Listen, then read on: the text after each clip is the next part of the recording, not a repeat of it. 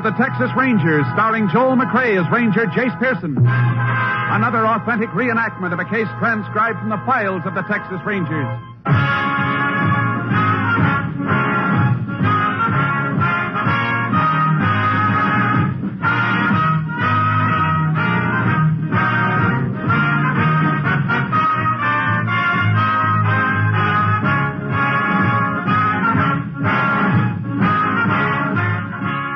Names, dates, and places in the following story are fictitious for obvious reasons. The events themselves are a matter of record.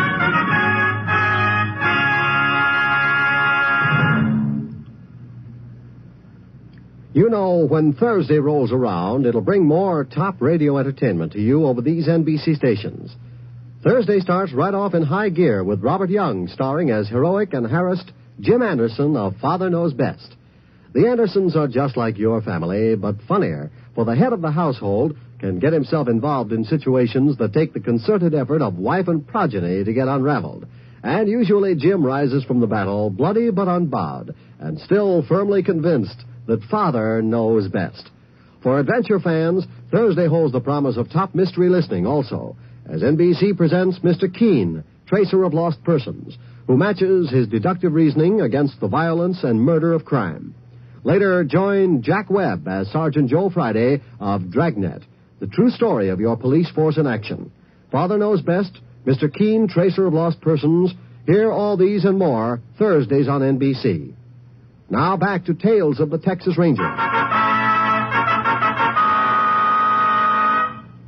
And now, from the files of the Texas Rangers, the case called Blood Trail.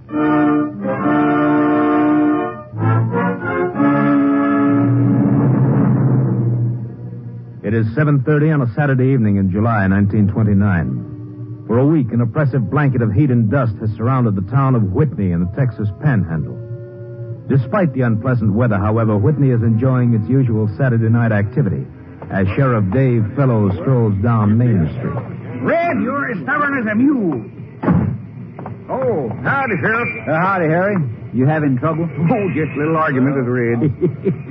Another one? Well, he's just plumb stubborn. Won't admit nothing. Well, what won't he admit this time? Well, it's like this.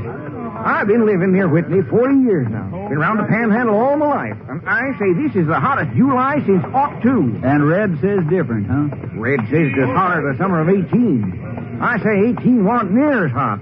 Now, what do you say, Sheriff? Now, Harry, you know I make a practice of never taking sides in an argument. But if you want the facts, well, I just come from my office. Weather report on my desk says it's the hottest July in 65 years. I knowed it. Yeah. I sure wished I was wrong, though.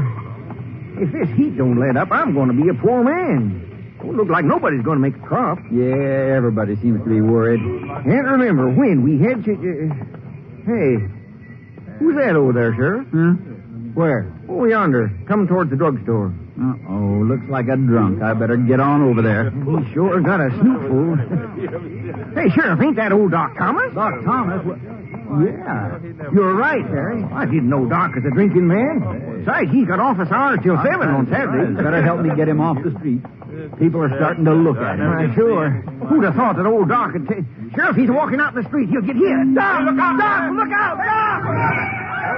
Come on, Harry. Hope he ain't hit bad. Maybe not. The car just grazed him. Move into it. Yeah. Now help him out He's a little hurt bit. bad. Do something. Hey, one of you folks call Dr. Fields and tell him to hurry. Right, Sheriff, we'll do it. Give me a hand, Harry. We'll get him up onto the sidewalk. Sure. Easy now. Poor Doc. Reckon this is the first time he ever took a drink. This had to happen. All right, folks, move back, will you? Give us some room here. All right, Sheriff. Set him right down here, Harry. Easy now. There we are. Oh, that blood. I didn't think that car hit him that hard. It didn't. Look at his shirt. It's soaked. He's been bleeding a long time. You mean when he was staggering down the street, he was already hurt? It appears that way. From the look of it, somebody gave the doc an awful whack on the head. But who'd want to do that to old Doc Thomas? I don't know. But I'm afraid we're not going to find out from him. Doc Thomas is dead.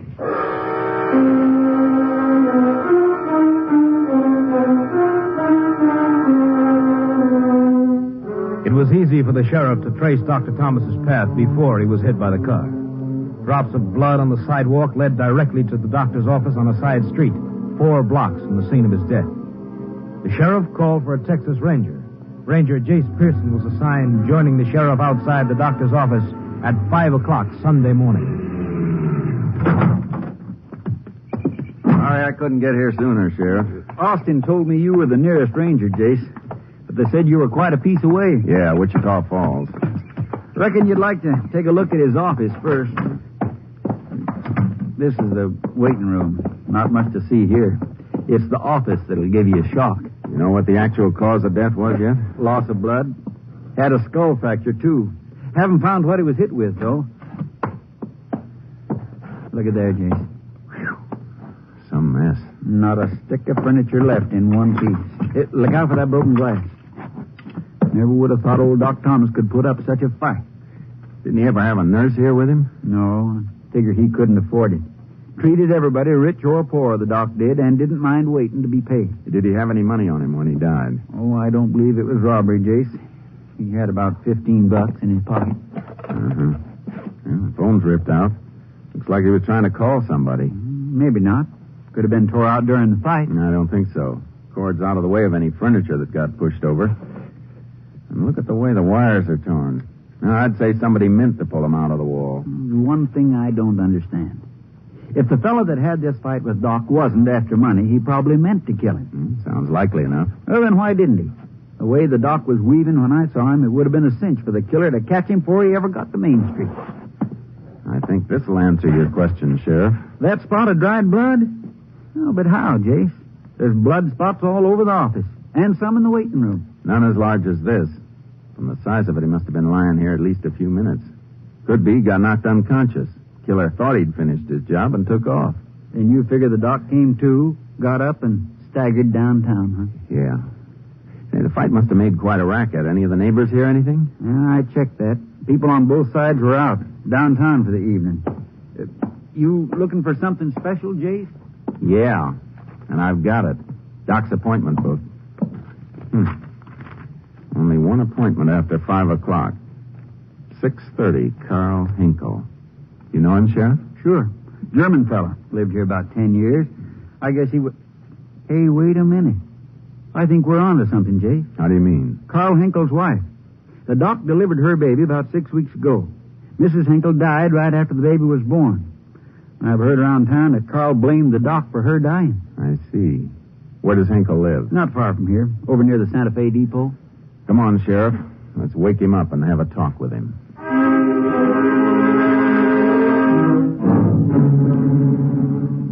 It was 6:10 when we reached Carl Hinkle's home. It was a small but neat frame house fronting the railroad tracks. Nobody answered our knock, so we walked around to the back door. Hinkle was washing something out in a laundry tub on the porch. He was a big blond man who looked at us stolidly as we walked toward him. Morning, Carl. Good morning. Carl, this is Ranger Pearson. He and I'd like to talk to you. Well, entschuldigen Sie bitte. I tie my hands. Pretty early be doing washing, isn't it, Mr. Hinkle? Yeah, I wash for the baby. Some of your own clothes there, too, aren't there? I wash for myself, too. You always do the baby clothes yourself, Carl? Well, nobody does for the baby but me. My wife is dead, so I got to do for the baby. Mr. Hinkle, did you visit Dr. Thomas last night? Oh, yeah. Why? I owe him money. I go to pay him. Every week I pay a little. Do you usually make an appointment just to pay him money? No. But you made a special appointment last night. Why? Why, I have an ache in my leg. I asked the doctor to fix it. So, why do you ask me these questions? Somebody murdered the doctor last night. Murdered? He was killed just about the time you were in his office. No, but I didn't do it. We're not saying you did, Carl. Yeah, but this is what you mean. I mean, what you think, no? Mr. Hinkle, your wife died while she was under Dr. Thomas' care. Yeah? Did you blame him for her death? He should have been more careful. Now I'm left with an empty house and an empty heart. If he'd been more careful, this wouldn't be. But you still say you didn't go in there last night and kill him. I went in there for the ache in my leg. What are you giving us, Carl? You in to get treated by a man you didn't trust? Well, with my wife, he made the mistake. For this, he'll be with me twice careful. You know, Mr. Hinkle, you were the last person to see the doctor before he was attacked. Nein, I was not. Then who was? Well, when I come from the office, a man sits in the waiting room. Do you know who this man was? Yeah, sure. I've seen him many times. Mr. Horner. He must mean Tim Horner, Jason. Cowhand on Jim Ford's ranch. Yeah, that's the one. He goes into the doctor when I leave. All right, Mr. Hinkle. We'll check your story, but if it doesn't hold up, we'll be back to ask you some more questions. Let's go, Sheriff.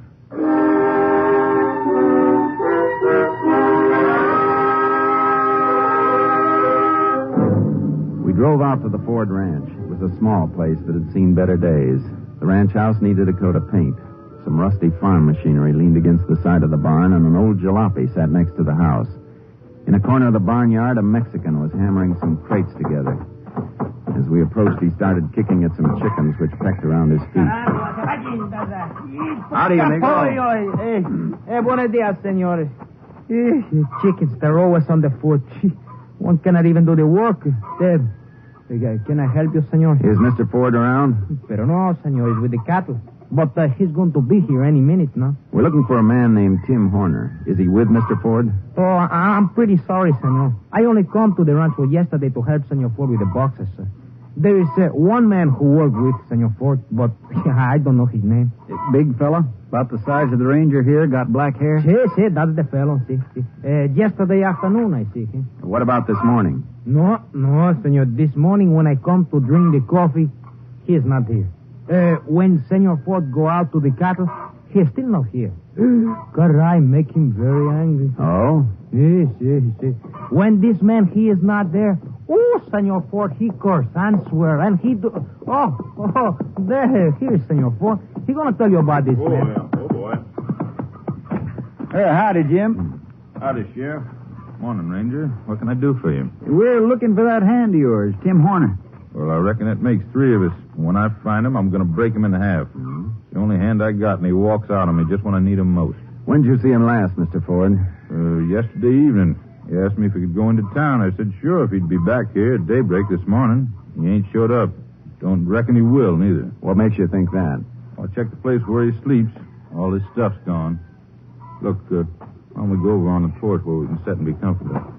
Take care of the horse, Jose. Yes, senor, I do that for you. After all I'd done for that boy, Tim Horner, now when I only need him a day or so longer, he takes off. Are you moving somewhere, Mr. Ford? I'm selling out, Ranger, lock, stock, and barrel. Well, I didn't know that, Jim. I ain't said much about it. But figure I had about all I want of ranching. The party's been after me a long time to sell him the place. Here, sit down. Yeah. I'm going to take it easy from now on. When Tim Horner left you yesterday, was he sick? Sick? That boy never had a sick day in his life. He was just lazy, that's all. Hey, how come you're so anxious to find out about Tim? A doctor in town by the name of Thomas was murdered last night. Oh, yeah. I heard about old Doc Thomas. It's too bad. He was a fine fella. But what's that got to do with Tim? We're pretty sure Tim was in his office just about the time Doc was slugged. That's so. You think maybe Tim was the one that killed him? We don't know yet. But his skipping out's not going to help him any. No, I don't reckon it will. You just never know, do you? Now, who'd have thought a boy I had working for me was a killer? Well, I sure hope you find him. We will. Come on, Sheriff. Let's get back to town.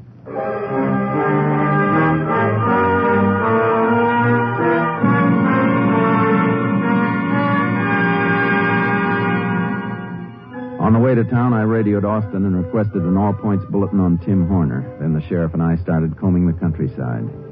The rest of Sunday passed without any luck. Early Monday morning, I stopped at the sheriff's office to pick him up. Morning, Jace. Howdy. We didn't get an awful lot of sleep last night, did we? We'll make up for it after we get Tim Horner. Yeah, but when that's going to be, I don't know.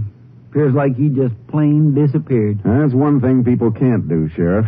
Sometimes they take a little longer to find, but sooner or later they turn up. You ready to get moving? As soon as I finish marking these last two reports. You know, it just beats me, Jace. Why Tim Horner'd want to kill old Doc Thomas. Don't guess we'll know that till we find Tim. Yeah. Well, I reckon I'm ready. Where you want to start today? How about the Stony Creek section? Suits me. I just... just a minute, Jace. Sheriff, fellas. Yeah? You did? Where? Yeah. Yeah, we'll take care of it. Well, you were right. Tim Horner's been found. Good. They're bringing him in? We have to go get him. He's dead.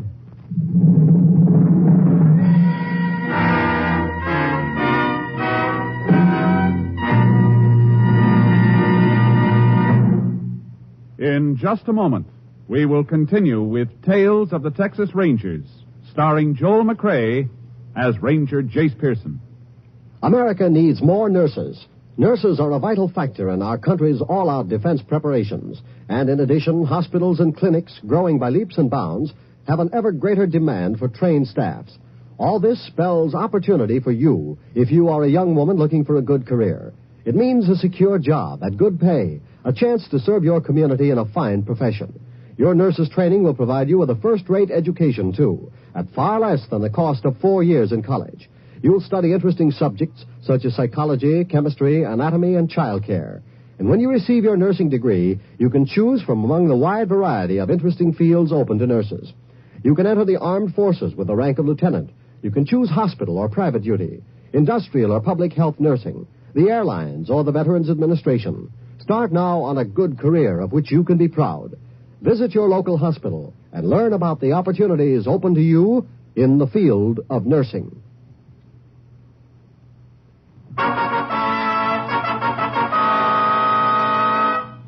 We continue now with Tales of the Texas Rangers and our authentic story, Blood Trail.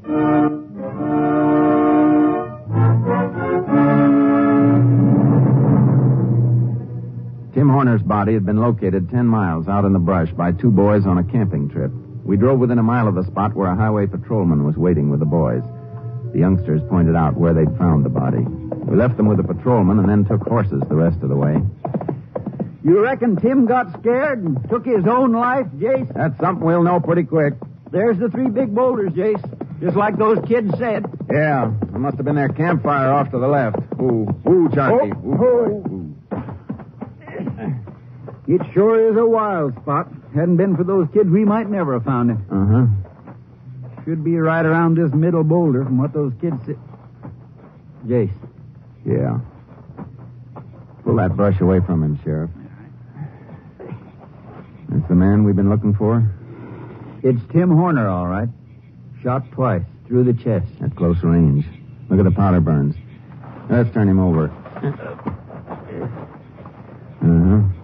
Well, we can be sure of one thing, Sheriff. He didn't kill himself. How do you figure that? No blood on the ground, so he wasn't shot here. Whoever did it carried him out here after he was dead. He sure went to a lot of trouble.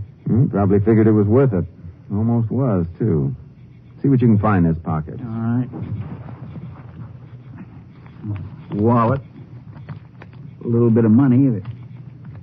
Hey, Jace, look at this. Box of pills. Reckon Tim was ailing after all. Could be. Yeah, but Jim Ford said Tim hadn't been sick. Jim Ford could have been wrong. It's a cinch there's a tie-in between this murder and Doc Thomas getting killed. If we find out what kind of an ailment Tim had, we might get a lead. But how do you figure to do that? Tim ain't going to do any talking now. Maybe he will, Sheriff. What's on your mind? Autopsy? Let's get moving. We got a lot to do.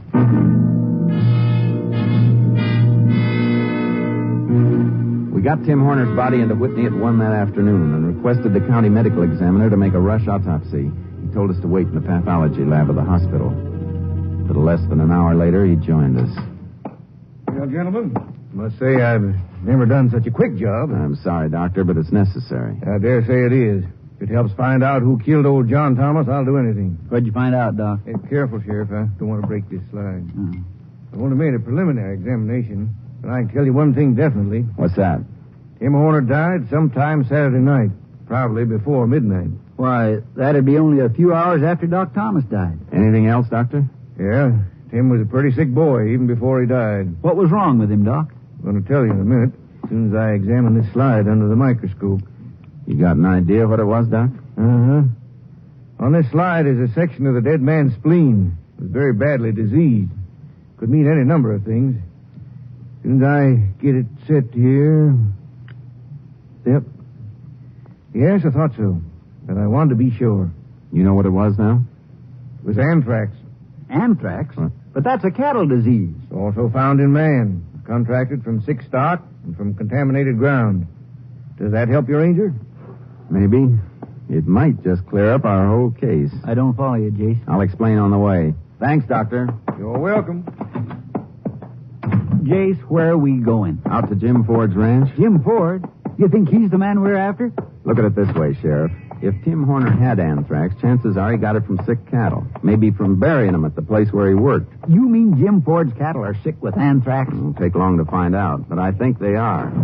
Say, that could explain why Jim was so anxious to sell out all of a sudden. Right. And why he couldn't let anybody discover his stock was sick. Otherwise, it'd have to be destroyed and he'd lose everything. So the way you figure it, Tim knew the cattle had anthrax, but he didn't know he had it. Until he saw Doc Thomas. And once Doc knew there was anthrax around, he was bound to report it. Well, how would Jim find out about that? Could be he picked up Tim at the Doc's office. Found out he had anthrax. Yeah. And that might be why he had to kill both the Doc and Tim to keep them quiet. Something like that. Now I understand why you're pushing that accelerator so hard. Jim would be anxious to get his money for the property as soon as possible and then beat it. If he hasn't already. Well, suppose he is gone. Let's find out first.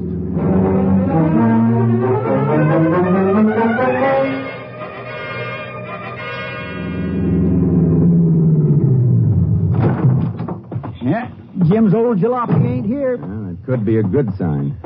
He said he was selling out lock, stock, and barrel, and I doubt if he'd try to make a getaway in that thing. Maybe he's in town or somewhere closing the deal for the ranch. It'll take long to be sure.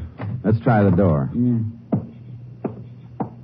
Looks like the bedroom's back this way. Mm-hmm. Don't appear like he's taken much with him if he has gone. Yeah, but if he's skipped, he's probably traveling light. Hey, Sheriff, listen. What is it, Jace? Sounds like that jalopy of his coming up the road. You don't think he's coming I don't back? know. Let's get outside. We want to take him alive. Don't shoot unless you have to, Sheriff. What he did to old Doc Thomas, shooting's too good for him. Oh, that ain't Jim at all. It's Jose. Buenos dias, señores. Where's Mr. Ford, Jose? Oh, he make the big deal. Senor Ford get money for the ranch. Ooh, so much money. I never... Where is he?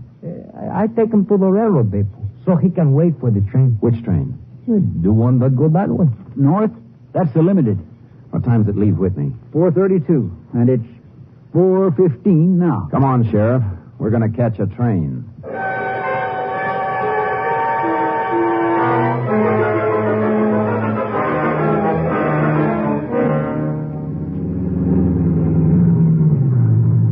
I don't know if we can make it, Jace. She's just pulling out. Come on. I don't think we'll catch her. We'll make it. Hey, Porter, don't close those doors. Hold it. Grab for that railing, Sheriff. Got it. Can you make it, Jace? Yeah. You know, this ain't the easiest way to board a train. Keeps you young, Sheriff. You ready to go? Yep. Well, he's not in this car, Jace. Yeah, we'll try them all. I sure hope Jose didn't give us a bum steer. Somehow I don't think he did. There's a diner up ahead. Reminds me, we haven't eaten since morning. Yeah, better not to think about it. That food sure smells good. Jason. Yeah. Looks like Jim Ford got hungry, too. His back's to us. We move in and take it? No. Talk to him first. Sit down at his table. Come on.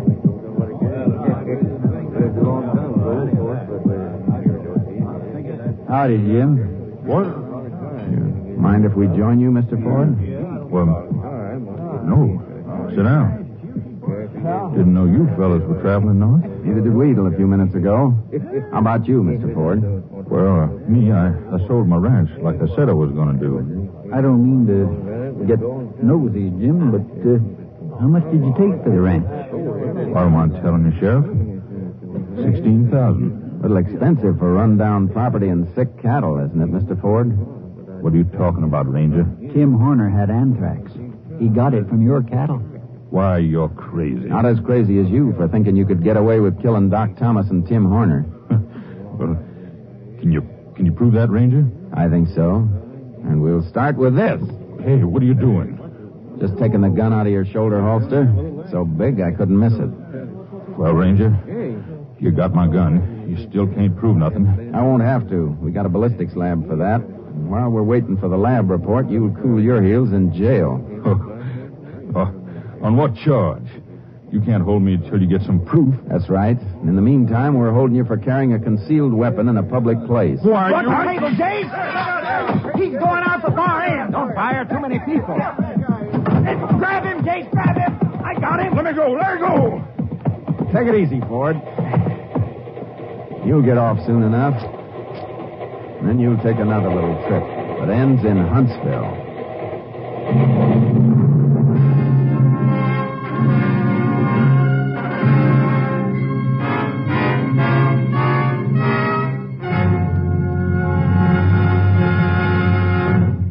In just a moment, we will tell you the results of the case you have just heard.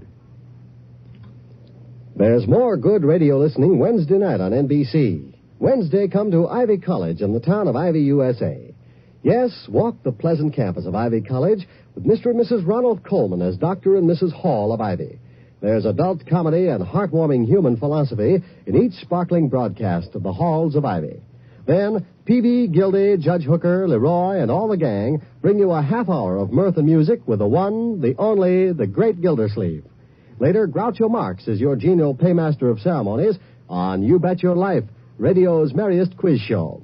There's prize money for lucky contestants and fun for everyone as Groucho Marx asks the questions and provides the laughs. And for high adventure on Wednesday, hear both Big Story and Barry Craig, confidential investigator. Yes, Wednesday means top entertainment on NBC. Stay tuned to the NBC Radio Network. Every day of the week, the finest entertainment is as close as this station. Now back to Tales of the Texas Rangers.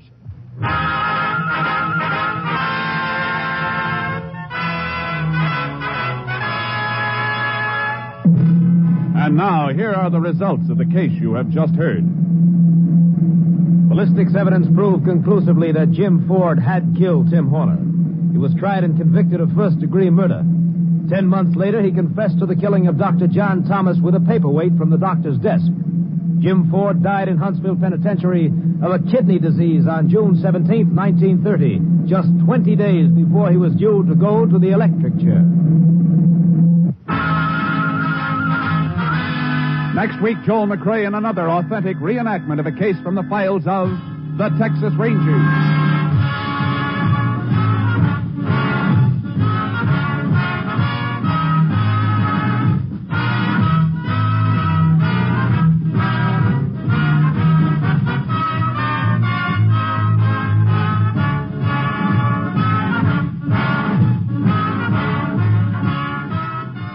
Joel McCrea is currently seen starring in the Universal International Technicolor production, Cattle Drive. The cast included Tony Barrett, Tim Graham, Henry Rowland, Parley Bear, and Barney Phillips. Technical advisor was Captain M.T. Lone Wolf Gonzalez of the Texas Rangers. This story was transcribed and adapted by Charles E. Israel, and the program was produced and directed by Stacy Keach. This is Hal Gibney speaking.